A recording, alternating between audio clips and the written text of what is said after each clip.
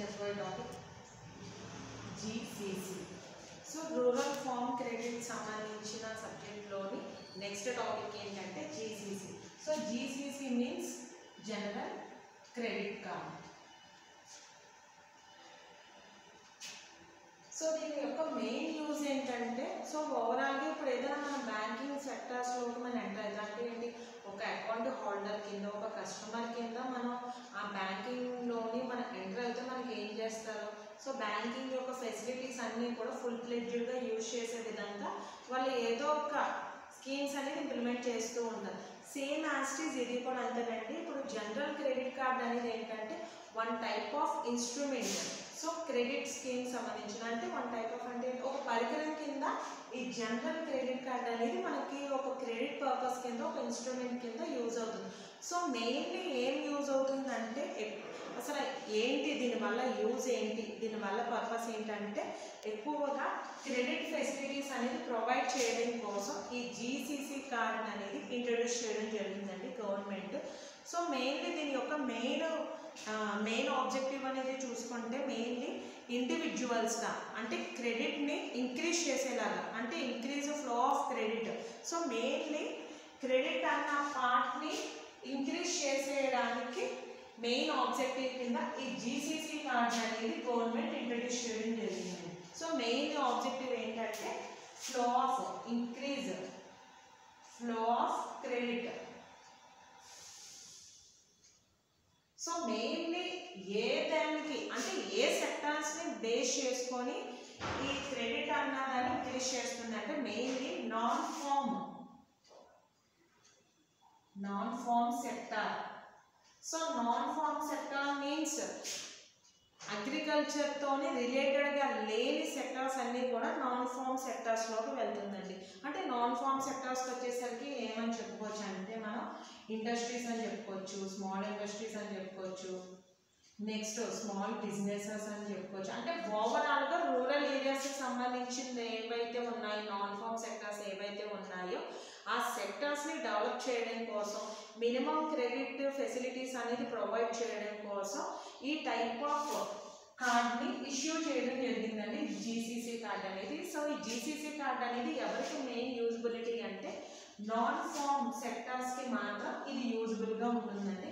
So non form sectors వల్ల ఏంటి use, అసలు ఈ టైప్ ఆఫ్ క్రెడిట్ అనేది ఎందుకు ఇష్యూ చేయడం జరిగింది అంటే మెయిన్లీ మన సబ్జెక్ట్ అనేది మెయిన్లీ ఏం చెప్తున్నాడు అంటే రూరల్ ఏరియాస్ ఏవైతే ఉన్నాయో అక్కడ లీడ్ చేసే సెక్టార్స్ ఏవైతే ఉన్నాయో అది కంప్లీట్గా ఎకనామికల్గా డెవలప్ చేయడమే ఇది గవర్నమెంట్ యొక్క మెయిన్ ఆబ్జెక్టివ్ అది. సో రూరల్ ఏరియాస్ని ఎందుకు బేస్ చేసుకున్నారు అంటే ఇప్పుడు అన్ని ఏరియాస్ అనేవి కూడా ఎప్పుడు కూడా బ్యాలెన్సింగ్గా వర్క్ అనేది జరగగలిగితేనే ఓవరాల్ మన కంట్రీ అనేది ఎకనామికల్గా డెవలప్ అవడానికి అనేది ఛాన్స్ ఉంటుంది.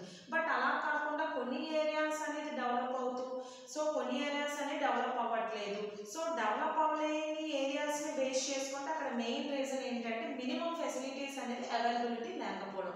సో మినిమం ఫెసిలిటీస్ అనేది అవైలబిలిటీ రావాలంటే మన దగ్గర అవైలబిలిటీ సోర్సెస్ అనేది మనకి కన్వీనియంట్గా అనేది ఉండాలి. సో మినిమం సోర్సెస్ అంటే కావాలి అంటే మనకి ఎటువంటి ఇన్స్ట్రుమెంట్ అనేది కావాలి, క్రెడిట్ అనే ఇన్స్ట్రుమెంట్ అనేది ఎప్పుడైతే మనకి అవైలబుల్గా ఉన్నదో ఆటోమేటిక్గా మనము డెవలప్ అవ్వచ్చు, సెల్ఫ్గా డెవలప్ అవ్వచ్చు, మన ఏరియాని డెవలప్ చేయొచ్చు, ఓవరాల్గా మన కంట్రీ ఎకనామికల్గా డెవలప్ అవ్వడానికి కూడా మనం వన్ ఆఫ్ ది పార్ట్ కింద మనం క్రియేట్ అవ్వచ్చు. సో దానికోసం ఏం చేసిందంటే గవర్నమెంట్ ఈ జీసీసీ కార్డ్ అనేది నాన్ ఫార్మ్ సెక్టార్స్ ఏవైతే ఉన్నాయో వాటిని డెవలప్ చేయడం కోసం ఈ టైప్ ఆఫ్ కార్డ్ అనేది ఇష్యూ చేయడం జరుగుతుందండి. సో ఈ కార్డ్ అనేది ఎలా వర్క్ అవుతుంది అంటే సో మెయిన్లీ క్రెడిట్ అనేది ఇష్యూ చేయడమే, క్రెడిట్ ఫెసిలిటీస్ ఏవైతే ఉన్నాయో ఈ నాన్ ఫార్మ్ సెక్టార్స్కి ప్రొవైడ్ చేయడం కోసం ఈ జీసీసీ కార్డ్ అనేది మనకి యూజ్ఫుల్గా ఉంటుందండి. సో దీన్ని జీసీసీ కార్డ్ యొక్క మెయిన్ ఆబ్జెక్టివ్ ఏం చూసుకున్నామంటే increasing flow of credit. So credit అనేది ఇంక్రీజ్ చేస్తూ అంటే ఫ్లో అవుతూ ఉందంటే ఆటోమేటిక్గా ఏమవుతుంది మనం ఎకనామికల్ పొజిషన్ని గ్రో చేసినట్లు. సో ఎకనామికల్ పొజిషన్ని మనం ఇంప్రూవ్ చేయడం కోసం ఇంక్రీజ్ చేయడం కోసం సో మనం ఏం స్పెండ్ చేయాలంటే మినిమం క్రెడిట్ ఫెసిలిటీస్ అనేది కొన్ని రకాల సెక్టార్స్కి ప్రొవైడ్ చేయడం ద్వారా మనం అనుకున్న ఆబ్జెక్టివ్ పాయింట్ని అచీవ్ చేసుకోవచ్చండి. So same as it is ఈ జీసీసీ కార్డు కూడా ఇప్పుడు బ్యాంకింగ్ వాళ్ళు ఇష్యూ చేసిన ఏటీఎం కార్డ్స్ కానివ్వండి, క్రెడిట్ కార్డ్స్ కానివ్వండి, డెబిట్ కార్డ్స్ కానివ్వండి, ఎలాగైతే మనకి యూజబుల్గా ఉంటుందో same as it is general credit card GCC card అనేది కూడా మనకు అలాగే యూజబుల్గా ఉంటుందండి. నెక్స్ట్ దీనికి సంబంధించింది ఏంటంటే క్రెడిట్ ఫెసిలిటీస్ అనేది మెయిన్లీ ఎక్కువగా ప్రొవైడ్ చేయడానికి ఈ టైప్ ఆఫ్ కార్డ్ అనేది ఇష్యూ చేయడం జరిగింది అన్నారు. సో ఈ టైప్ ఆఫ్ కార్డ్ అనేది ఇష్యూ చేయడం ద్వారా నాన్ ఫార్మ్ సెక్టార్స్ వాళ్ళు ఏం చేస్తున్నారు అంటే వాళ్ళ యొక్క బిజినెస్ని డెవలప్ చేసుకుంటున్నారు. వాళ్ళ యొక్క పాయింట్ ఆఫ్ సేల్ ఏదైతే ఉందంటే పాయింట్ ఆఫ్ సేల్స్ మిషన్స్ ఏదైతే ఉన్నదో అంటే వాళ్ళ యొక్క సేల్స్ వాల్యూని ఎప్పుడైతే ఇంక్రీజ్ చేసుకోగలిగారో ఆటోమేటిక్గా వాళ్ళ బిజినెస్ అనేది డెవలప్ అవుతుంది. యాజ్ వెల్ యాజ్ వాళ్ళ బిజినెస్ ఎప్పుడైతే డెవలప్ అయిందో ఆటోమేటిక్గా వాళ్ళ యొక్క ఏరియా డెవలప్ అవుతుంది. అలాగే ఒక కంట్రీ అనేది ఎక్స్పోర్ట్స్ అనేది కూడా ఇంప్రూవ్ అవ్వడానికి ఛాన్సెస్ ఉంటుందండి. ఫర్ ఎగ్జాంపుల్ మన కంట్రీ యొక్క ప్రొడక్షన్ అనేది పర్ఫెక్ట్ ప్రొడక్షన్ అనేది ప్రొడ్యూస్ అవుతుంది అంటే మనకి ఎక్స్పోర్ట్స్ అనేది ఇంప్రూవ్ అవుతుంది. అలా కాకుండా మన ప్రొడక్షన్ అనేది స్కేసిటీ అంటే కొలతగా ఉంది, ప్రొడక్షన్ అనేది ప్రొడ్యూసింగ్ పర్ఫెక్ట్గా లేదు అంటే ఏమవుతుందంటే ఇంపోర్ట్స్ అనేది ఎక్కువ పెరిగిపోతుంది. అంటే ఇతర కంట్రీల నుంచి మనం కొనుక్కోవడం ఎక్కువైపోతుంది. మన కంట్రీ యొక్క వస్తువులు అనేది ఇతర కంట్రీలకి మనం ఎగుమతులు చేయలేము. ఎప్పుడు ఎగుమతులు చేయగలము? మన నాణ్యత గల వస్తువులను ఎప్పుడైతే పర్ఫెక్ట్గా అంటే సంపూర్ణంగా సంతృప్తిగా ఎప్పుడైతే మనం ఉత్పత్తి చేయగలిగామో ఆటోమేటిక్గా ఏమవుతుందంటే మన యొక్క అమ్మకాల యొక్క వాల్యూ ఏదైతే ఉందో వాటి యొక్క విలువ అనేది పెంచుకోవచ్చు. సో మన యొక్క సేల్స్ వాల్యూని ఇంక్రీజ్ చేసుకోవాలి అన్నా, మన బిజినెస్ని డెవలప్ చేయాలి అన్నా, ప్రెజెంట్ ట్రెండ్ని యూజ్ చేస్తూ బిజినెస్ అనేది డెవలప్ చేయాలి అన్నా, ఆ టెక్నిక్స్ని యూజ్ చేయాలన్నా మనకు కావాల్సింది మినిమం ఏం కావాలండి? ఈ క్రెడిట్ అనేది మనకు కావాలి, క్రెడిట్ ఫెసిలిటీస్ అనేది మనకు కావాలి. ఎప్పుడైతే మనకి ఎడిక్వేటివ్గా ఉన్నాయో అంటే మనకి కావాల్సిన విధంగా వనరులు అనేది మనకి ఎప్పుడైతే అందుబాటులో ఉన్నాయో ఆటోమేటిక్గా ఏం చేయగలమండి? మన యొక్క బిజినెస్ అనేది డెవలప్ చేసుకోవచ్చు. అలాగే మన కంట్రీని కూడా డెవలప్ చేయడానికి మనం ఎక్కువగా హార్డ్ వర్క్ చేయొచ్చు. సో ఓవరాల్గా సింప్లిఫైజ్గా చెప్పాలి అంటే నాన్ ఫార్మ్ సెక్టార్స్ని డెవలప్ చేయడం కోసం ఈ జీసీసీ కార్డ్ అనేది ఇష్యూ చేయడం జరుగుతుంది. సో ఈ జీసీసీ కార్డ్ యొక్క మెయిన్ స్కీమ్ ఏంటంటే ఒక క్రెడిట్ ఇన్స్ట్రుమెంట్ కింద నాన్ ఫార్మ్ సెక్టార్స్కి యూజ్ఫుల్గా ఉంటుంది. సో దీని యొక్క మెయిన్ ఆబ్జెక్టివ్ అంటే జీసీసీ కార్డ్ యొక్క మెయిన్ ఆబ్జెక్టివ్ ఏంటని చూసుకుంటే ప్రైమరీగా increasing flow of credit. So ఈ క్రెడిట్ ఏదైతే ఉందో దాన్ని ఇంక్రీజ్ చేసే విధంగా క్రెడిట్ యొక్క ఫెసిలిటీస్ని ఎప్పటికప్పుడు వీళ్ళకి అవైలబిలిటీగా ప్రొవైడ్ చేయడమే దీని యొక్క మెయిన్ ఆబ్జెక్టివ్. ఎప్పుడైతే ఈ సెక్టార్స్ని డెవలప్ చేసిందో ఎప్పుడైతే సెక్టార్స్ని డెవలప్ చేయగలిగిందో ఆటోమేటిక్గా వాడు అనుకున్న ఆబ్జెక్టివ్స్ని అచీవ్ చేసుకోగలిగింది. సో దీని యొక్క మెయిన్గా చూసుకున్నట్లయితే అంటే ఇది కార్డ్ ఎలా ఉంటుందంటే same as it is smart card or debit card ఎలాగైతే ఇష్యూ చేస్తారో same as it is GCC కార్డును కూడా ఆ విధంగానే ఇష్యూ చేయడం జరుగుతుందండి. సో ఈ జీసీసీ కార్డ్ని బేస్ చేసుకుని వాళ్ళు ఎలా యూజ్ చేసుకుంటారంటే ఎప్పుడైనా క్రెడిట్ అనేది అవైలబిలిటీ అవసరం నీడి అనుకోండి అవసరం అనుకుంటే వాళ్ళు ఏం చేస్తారంటే వాళ్ళ యొక్క సెక్టార్స్ అంటే ఏంటి ప్రొడక్షన్ సెక్టార్ అవ్వచ్చు లేదా బిజినెస్ సెక్టార్ అవ్వచ్చు ఏదైనా సో సెక్టార్స్కి కావాల్సిన వనరులన్నీ కూడా కొనుక్కోవడానికి ఈ రకమైన కార్డును ఉపయోగించుకోవడం జరుగుతుంది. అండ్ నెక్స్ట్ మనం చూసుకున్నట్లయితే ఫైనాన్షియల్ ఇంక్లూజన్ అండి next topic.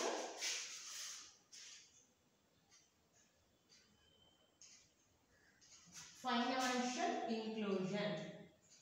So financial inclusion it is nothing but banking system అండి.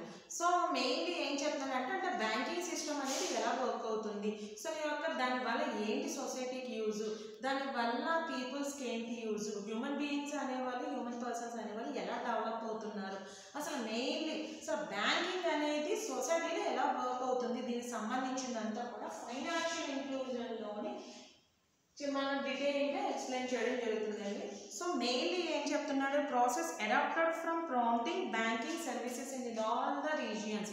అంటే ఏం చెప్తున్నాడు బ్యాంకింగ్ యొక్క ఫెసిలిటీస్ అంటే బ్యాంకింగ్ యొక్క సర్వీసెస్ అనేది సొసైటీకి ఎలాగా ప్రొవైడ్ చేయడం జరుగుతుంది, అసలు దాని యొక్క సర్వీస్ అనేది ఎలాగా స్ప్రెడ్ అవుతుంది అన్ని రీజియన్స్ వాళ్ళకి అన్ని ఏరియాస్ వాళ్ళకి వీళ్ళు బ్యాంకింగ్ సెక్టార్ అనే వాళ్ళు ఎలా యూజబుల్గా ఉంటున్నారో అవన్నీ కూడా ఫైనాన్షియల్ ఇంక్లూజన్లోనే డీటెయిల్గా ఎక్స్ప్లెయిన్ చేయడం జరుగుతుందని.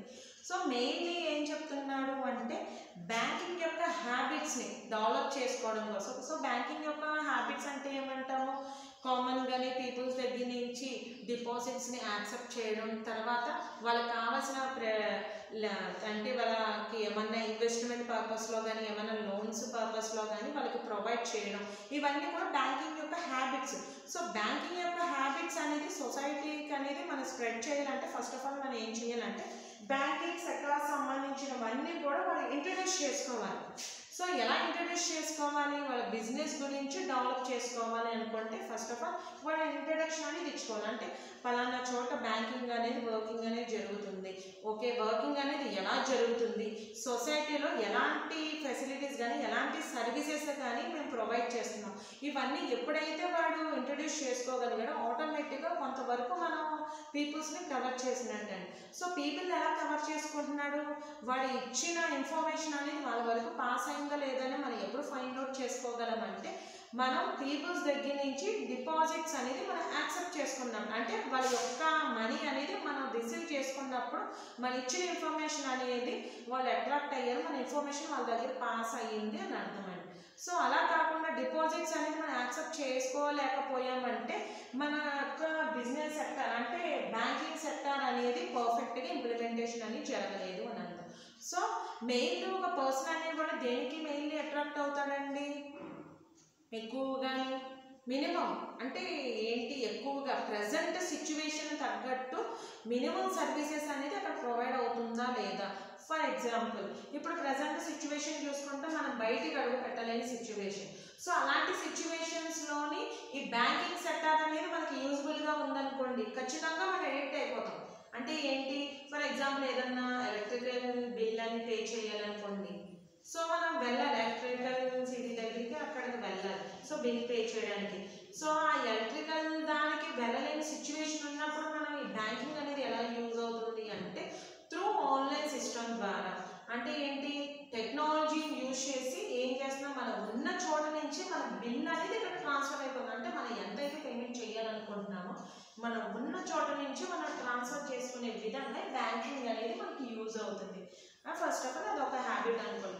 సో ఈ డిపాజిట్స్ అనేది ఎందుకు యాక్సెప్ట్ చేస్తున్నారు, సో దానివల్ల ఏంటి యూజ్, సో అది ఎందుకు యాక్సెప్ట్ చేస్తున్నారు, వాళ్ళ యొక్క బ్యాంకింగ్ సెక్టార్ని డెవలప్ చేసుకోవడానికి డిపాజిట్స్ అనేది యాక్సెప్ట్ చేస్తున్నారు. అది బ్యాంకింగ్ యొక్క డెవలపింగ్ చూసుకుంటే. బట్ సొసైటీలో ఉన్న పీపుల్స్ని డెవలప్ చేయడానికి ఎలా డెవలప్ చేస్తున్నారు, ఫర్ ఎగ్జాంపుల్ ఒక పర్సన్ అనేవాడు 10,000 అనేది అమౌంట్ అనేది డిపాజిట్ చేశాడు. అదే వాడు ఫిక్స్డ్ డిపాజిట్ చేశాడు అనుకోండి, ఒక 1 ఇయర్కో 2 ఇయర్కో 3 ఇయర్కో డిపాజిట్ చేశాడు అనుకోండి, ఏమవుతుంది, వాడు ఇచ్చిన అమౌంట్ కన్నా ఎక్స్ట్రా అమౌంట్ ఇంట్రెస్ట్ రూపంలో యాడ్ చేసి వాడికి ఇవ్వడం జరుగుతుంది. దానివల్ల ఏమవుతుంది, వాడికి మనీ అనేది సెక్యూరిటీ దొరుకుతుంది, అలాగే వాడు అమౌంట్ అనేది పే చేసిన దానికన్నా ఎక్స్ట్రా అమౌంట్ అనేది వాడు రిసీవ్ చేసుకుంటున్నాడు. అలాగే ఎప్పుడైనా సరే ఒక బెస్ట్ కస్టమర్, ఒక బెస్ట్ అకౌంట్ హోల్డర్ అని అనిపించుకుంటే మన ఏదైనా బిజినెస్ అనేది మనం స్టార్ట్ చేయాలనుకున్న మినిమం క్రెడిట్ ఫెసిలిటీస్ అనేది కూడా అంటే లోన్స్ రూపంలో కూడా కొంత క్రెడిట్ అనేది వాడు సపోర్ట్ చేయగలుగుతాడు. ఇవన్నీ ఏంటి, బ్యాంకింగ్ యొక్క హ్యాబిట్స్. సో ఎప్పుడైతే బ్యాంకింగ్ యొక్క హ్యాబిట్స్ అనేది మన సొసైటీ వరకు రీచ్ చేయగలిగామో ఆటోమేటిక్గా ఏమవుతుందంటే బ్యాంకింగ్ సెక్టార్స్ డెవలప్ అవుతుంది, యాజ్ వెల్ యాజ్ సెల్ఫ్గా సొసైటీలో ఉన్న కామన్ పీపుల్స్ డెవలప్ అవ్వచ్చు, అలాగే మన కంట్రీ కూడా డెవలప్ అవ్వచ్చు. సో మెయిన్ ఏం చెప్తున్నారంటే ఒక కంట్రీ అనేది ఎకనామికల్ పొజిషన్ ఇంప్రూవ్ చేయడానికి, ఎకనామికల్గా డెవలప్ చేయడం కోసం ఈ సొసైటీస్ అన్నీ కూడా ఇంప్లిమెంటేషన్ అనేది చేయడం జరుగుతుందండి. సో మెయిన్లీ చూసుకుంటే ఇప్పుడు లోన్స్ అనేది ప్రొవైడ్ చేస్తుంది అనుకున్నాం. సో లోన్స్ అనేది ప్రొవైడ్ చేస్తుందంటే ఎవరికి లోన్స్ అనేది మెయిన్లీ యూజ్ అండి అంటే బిజినెస్ని డెవలప్ చేసుకోవడానికి, బిజినెస్ని ఫామ్ చేసుకోవడానికి, అలాగే ఈ ఫార్మ్ సెక్టార్స్కి, ఈ నాన్ ఫార్మ్ సెక్టార్స్కి ఎక్కువగా ఈ బ్యాంకింగ్ సెక్టార్ అనేది యూజ్ఫుల్ అవుతుంది. అంటే మెయిన్లీ మన యొక్క మెయిన్ టాపిక్ ఏంటి, మన యొక్క చెప్పుకునే సబ్జెక్ట్ ఏంటి, rural and farm credit RFC షార్ట్కట్లో. సో రూరల్ అనగానే మనకి పల్లెటూరు గ్రామీణ ప్రాంతాలు గుర్తొస్తాయి. సో మెయిన్లీ దాన్ని ఎక్కువ ఎందుకు ఫోకస్ చేసుకున్నామంటే మన ప్రొడ్యూసింగ్ అంతా కూడా ఎక్కువగా ఈ రూరల్ ఏరియాస్ నుంచే జరుగుతుందండి. అలాగే అగ్రికల్చర్ సెక్టార్ కూడా మెయిన్లీ ఎక్కడ జరుగుతుందంటే రూరల్ ఏరియాస్లోనే జరుగుతుంది. సో మెయిన్ ఎకనామికల్ పొజిషన్ మనం డెవలప్ చేయగలము అన్నది కూడా ఎక్కడి నుంచి స్టార్టింగ్ అంటే starting point rural areas. So అందుకే ఏం చెప్పాడు అంటే రూరల్ ఏరియాస్లో పీపుల్స్ ఎవరైతే ఉన్నారో వాళ్ళని డెవలప్ చేయాలి. సో మెయిన్లీ మనం డిపెండ్ అయిన బిజినెస్ని మనం డెవలప్ చేయగలిగితే ఆటోమేటిక్గా మనం అనుకున్న ఆబ్జెక్టివ్ని అచీవ్ చేసుకోగలం. సో మనం అనుకున్న ఆబ్జెక్టివ్ ఏంటండి, మన యొక్క కంట్రీ యొక్క ఎకనామికల్ పొజిషన్ డెవలప్ చేయాలి. మన ఇండియా కంట్రీ డెవలపింగ్ కంట్రీ నుంచి డెవలప్డ్ కంట్రీ కింద మనం దాన్ని మోడిఫై చేయాలి, దాన్ని ఆ విధంగా క్రియేట్ చేయాలి అన్న మెయిన్ అచీవ్మెంట్తో ఏం చేశారంటే ఈ టైప్ ఆఫ్ ఫెసిలిటీస్ అన్నీ కూడా రూరల్ ఏరియాస్లో వాళ్ళకి ప్రొవైడ్ చేయడం జరుగుతుందండి. ఎలా ప్రొవైడ్ చేస్తారంటే క్రెడిట్ ఫెసిలిటీస్ రూపంలో ప్రొవైడ్ చేయడం జరుగుతుంది. ఈ క్రెడిట్ అంటే అప్పులు ఇవ్వడం ద్వారా ఏమవుతుందంటే, సో అంటే వాళ్ళ యొక్క స్థితిని బట్టి, వాళ్ళ యొక్క స్టాండర్డ్స్ని బట్టి, అంటే కొంతమంది బిజినెస్ రన్ చేయిస్తూ వాళ్ళ బిజినెస్ డెవలప్ చేయడానికి మినిమం సోర్సెస్ అనేది అవైలబిలిటీ లేకపోవడం, వాళ్ళ కొంతమంది దగ్గర ఏంటి టాలెంట్ ఉంటుంది బట్ వాళ్ళ దగ్గర మినిమం సోర్సెస్ అనేది లేకపోవడం. సో ఎప్పుడైతే ఇలాంటి పీపుల్స్ని, ఎప్పుడైతే మనం ఇలాంటి పర్సన్స్ని ఎప్పుడైతే ఎంకరేజ్ చేయగలమో ఆటోమేటిక్గా ఏమవుతుందంటే ఆ ఏరియాని మనం డెవలప్ చేయగలమండి. సో ఏరియా డెవలప్ చేసుకుంటూ వచ్చాము అంటే డెవలపింగ్ అంతా కూడా ఎక్స్పాన్షన్ అవుతూ వస్తుంది, ఓవరాల్గా స్ప్రెడ్ అవుతూ వస్తుంది. సో ఓవరాల్గా స్ప్రెడ్ అవ్వడం వల్ల ఏమవుతుందంటే మనం అనుకున్న ఆబ్జెక్టివ్ని ఫుల్ఫిల్ చేసుకోగలిగాము.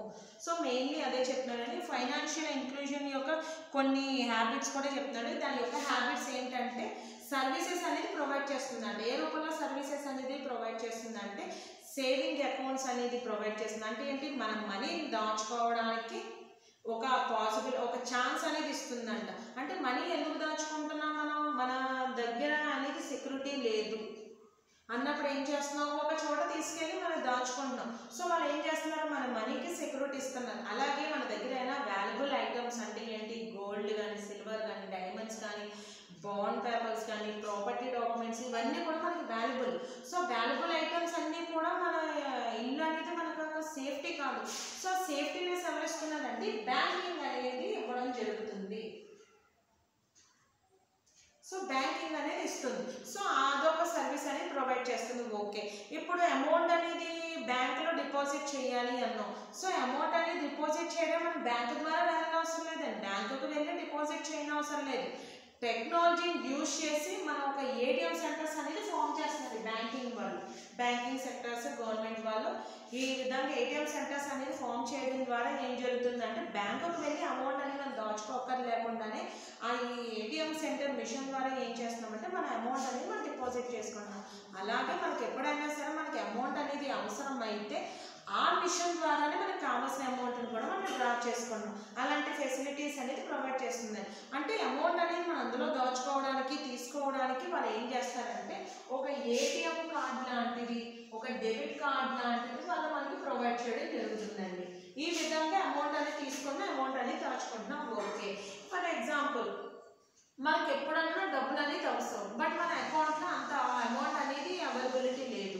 సో అవైలబిలిటీ లేదు కానీ మనకు కావాల్సిన అమౌంట్ కూడా ఖర్చు పెట్టుకునే విధంగా ఈ రకమైన బ్యాంకులు అనేది ఉపయోగపడుతుంది. అంటే ఎలాగంటే ఒక క్రెడిట్ కార్డ్ అనేది మనకి ఇష్యూ చేయడం ద్వారా మన దగ్గర అమౌంట్ అనేది అవైలబిలిటీ లేకపోయినా మనం ఉపయోగించుకునే విధంగా బ్యాంకింగ్ అనేది మనకి యూజ్ అవుతుంది. మెయిన్లీ క్రెడిట్ కార్డ్ అనేది ఎవరికి ఎక్కువగా ఇస్తారు అంటే ఎంప్లాయీస్కి, బిజినెస్ మ్యాన్స్కి, ఇండస్ట్రియలిస్ట్కి. సో ఇలాంటి వాళ్ళకి ఎక్కువగా క్రెడిట్ కార్డ్ అనేది ఇవ్వడం జరుగుతుందండి. ఏటీఎం కార్డు, డెబిట్ కార్డు అన్నది బ్యాంకులోని అకౌంట్ ఓపెన్ చేసిన వెంటనే మనం బ్యాంకింగ్లోకి ఎంటర్ అయిన వెంటనే మనకి ఈ రకమైన కార్డు అనేది ఇవ్వడం జరుగుతుందండి. అలాగే కాకుండా ఎప్పుడైనా సరే మనం వ్యాపారం పెట్టుకుంటున్నాము, మన వ్యాపారాన్ని అభివృద్ధి పరుచుకోవాలి అన్న పాయింట్ని మనం బ్యాంకింగ్ సంబంధించిన మేనేజర్ ఎవరైతే ఉన్నారో వాళ్ళ వరకు మనం తీసుకువెళ్తే వాళ్ళు కూడా ఖచ్చితంగా మనకి హెల్ప్ఫుల్ అవుతారండి. ఎలా హెల్ప్ఫుల్ అవుతారంటే కావాల్సిన పెట్టుబడికి కావాల్సిన లోన్ అనేది మనకు ప్రొవైడ్ చేసి మన బిజినెస్ని డెవలప్ చేస్తారు. ఈ విధంగా ఈ విధంగా బ్యాంకింగ్ యొక్క హ్యాబిట్స్ని ఇంట్రడ్యూస్ చేసుకుంటే ఏం చేస్తుందంటే సర్వీస్ అనేది సొసైటీ వరకు స్ప్రెడ్ చేసి సొసైటీని డెవలప్ చేయడానికి బ్యాంకింగ్ అనేది యూజ్ అవుతుంది. As well as country develop అవ్వడానికి కూడా ఇది యూస్ఫుల్గా ఉంది. అండ్ నెక్స్ట్ వచ్చేసరికి రూపే కార్డ్ అనేది. సో రూపే కార్డ్ అనేది కూడా సేమ్ యాజ్ బ్యాంకింగ్కి రిలేటెడ్ సంబంధించింది. ఈ రూపే కార్డ్ అనేది ఏంటంటే one of the ATM card, debit card, credit card ఎలాగైతే యూజ్ అవుతుందో రూపే కార్డ్ అనేది కూడా అలాగే యూజ్ అవుతుంది. బట్ క్రెడిట్ కార్డ్ యొక్క ట్రాన్సాక్షన్స్ కాకుండా క్యాష్లెస్ ట్రాన్సాక్షన్స్ అనేది మూవ్ చేయడం జరుగుతుందండి. అంటే మెయిన్ రూపే కార్డ్ అనేది దేన్ని ప్రమోట్ చేస్తుందంటే క్యాష్లెస్ ట్రాన్సాక్షన్స్ అనేది ప్రమోట్ చేయడం జరుగుతుందండి. దీని యొక్క మెయిన్ ఒరిజినల్ సింబాలికల్గా చెప్పాలి అంటే రూపే కార్డ్ అనేది 2 రకాల వర్డ్స్ అనేది రిప్రజెంట్ చేయడం జరుగుతుందండి. ఎలాగంటే రూపీ అండ్ పేమెంట్, ఈ 2 రకాల వర్డ్స్ని రిప్రజెంట్ చేయడం జరుగుతుందండి రూపే కార్డ్ అనేది. Mainly visa card, master card అనేది ఎలా యూజ్ అవుతుందో రూపే కార్డ్ అనేది కూడా ఆ విధంగానే మనకి యూజ్ అవుతుందండి రూపే కార్డ్ అనేది. బట్ ఇక్కడ మెయిన్లీ ఏంటంటే డొమెస్టిక్ కార్డు కింద దీన్ని ట్రీట్ చేయడం జరుగుతుందండి. డొమెస్టిక్ కార్డు అంటే ఓన్లీ ఇండియాలో మాత్రమే వర్క్ అవుతుంది. అంటే ఏ కంట్రీ అయితే ఈ టైప్ ఆఫ్ కార్డుని ఇష్యూ చేస్తారో ఆ కంట్రీకి మాత్రమే యూజబుల్ అవుతుంది. బట్ కంపారిజేషన్ చేశారు కదా, వీసా కార్డు మాస్టర్ కార్డులతోని రూపే కార్డుని కంపారిజేషన్ చేశారు. బట్ అది ఎలా వర్క్ అవుతుందో సేమ్ యాస్టీజ్ ఇది కూడా అలాగే వర్క్ అవుతుంది. కానీ ఇది ఒక డొమెస్టిక్ కార్డు కింద దీన్ని ప్రమోట్ చేయడం ద్వారా ఏమవుతుందంటే ఒక కంట్రీలో మాత్రమే దీని యొక్క వర్కింగ్ అనేది జరుగుతుంది. అదర్ కంట్రీస్లో యూజ్ చేసుకోవడానికి ఛాన్స్ అనేది లేదు. నెక్స్ట్ దీని యొక్క ఎవరు ఇంట్రడ్యూస్ చేశారంటే ఎన్పిసిఎల్ వాళ్ళు దీన్ని ఇంట్రడ్యూస్ చేయడం జరిగిందండి. NPCL means national payment corporation limited వాళ్ళు. ఈ రకాల ఎన్పి నేషనల్ ప్రైవేట్ కార్పొరేషన్ లిమిటెడ్ వాళ్ళు ఈ టైప్ ఆఫ్ రూపే కార్డ్ని ఇంట్రడ్యూస్ చేయడం జరిగిందండి. సో ఈ రూపే కార్డ్ యొక్క మెయిన్ యూజ్ ఏమని చెప్పుకున్నామండి, Visa card Mastercard working ఎలాగైతే జరుగుతుందో రూపే కార్డుని కూడా మనం ఆ విధంగానే యూజ్ చేసుకోవచ్చు. బట్ ఇది ఎలా యూజ్ అవుతుందండి, ఓన్లీ డొమెస్టిక్ కార్డు కింద. అంటే ఏ కంట్రీ అయితే ఈ టైప్ ఆఫ్ కార్డుని ఇష్యూ చేస్తారో ఆ కంట్రీకి మాత్రమే పరిమితమై ఉంటుంది తప్ప ఇతర దేశాల్లో ఉపయోగపడడానికి ఇది అవకాశం అనేది ఉండదు. అందుకే డొమెస్టిక్ కార్డు కింద రూపే కార్డు అన్నా డొమెస్టిక్ కార్డు అన్నా ఒకటేనండి. సో అందుకే భారతదేశం వాళ్ళు ఈ రకమైన కార్డుని జారీ చేయడం ద్వారా భారతదేశంలో మాత్రమే పనిచేస్తుంది తప్ప ఇతర దేశాల్లో మాత్రం ఈ రూపే కార్డ్ అనేది వర్క్ అవ్వదు. సో దీనికి సంబంధించి ఒరిజినల్గా దీన్ని ఏమంటున్నామంటే ఇండియా కార్డ్ అని అనడం జరుగుతుంది. ఇండియా పే అంటే ఓన్లీ ఇండియాలో మాత్రమే పేమెంట్స్ చేయడానికి యూజ్ అవుతుంది తప్ప ఇతర దేశాల్లోని పేమెంట్స్ చేయడానికి ఈ రూపే కార్డ్ అనేది మనకి యూజ్ అవ్వదు. సో అందుకే ఏం చెప్పారంటే ఒరిజినల్గా దీన్ని సింప్లిఫై చేసి రూపే కార్డ్ అనగానే ఇండియా పే అని రిప్రజెంట్ చేయడం జరిగిందండి. సో దీన్ని 2 వర్డ్స్ కింద రిప్రజెంట్ చేశారని మనం చెప్పాము, రూపీ అండ్ పేమెంట్. సో ఏం చెప్తుంది, మనం చేసే పేమెంట్స్ రూపీ అనగా